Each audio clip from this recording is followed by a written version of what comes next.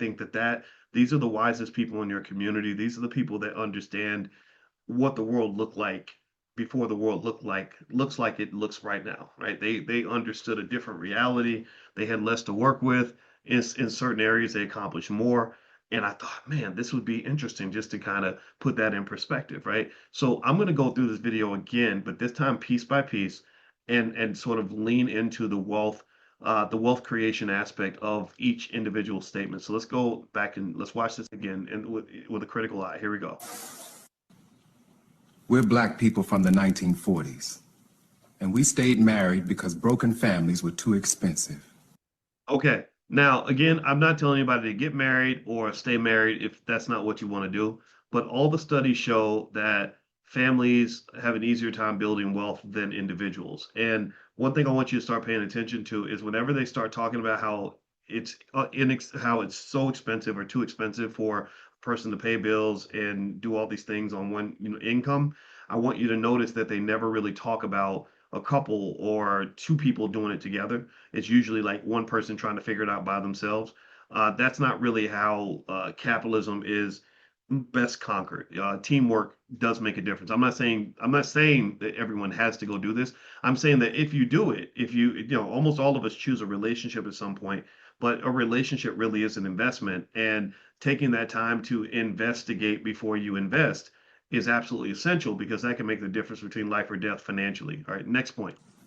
We're black people from the 1940s, and we built our own businesses because nobody was coming to save us. Boom. Okay. So they didn't have your grandparents, great grandparents didn't have the illusion that white folks love them and we're going to open the door for them and give them jobs and give them opportunities.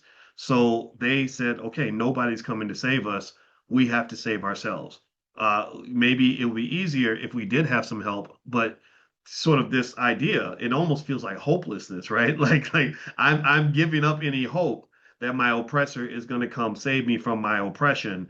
I'm going to do this myself. And as a result, their backs were a little bit straighter. They had a little bit more capability and confidence and skill sets than a lot of our young people do now. A lot of our young people now, unfortunately, I think because they were fed an illusion, they end up sort of spending a lot of time being sad because white people didn't show up. When there are you have great grandparents who say, well, what makes you think that they were ever going to show up for you in the first place?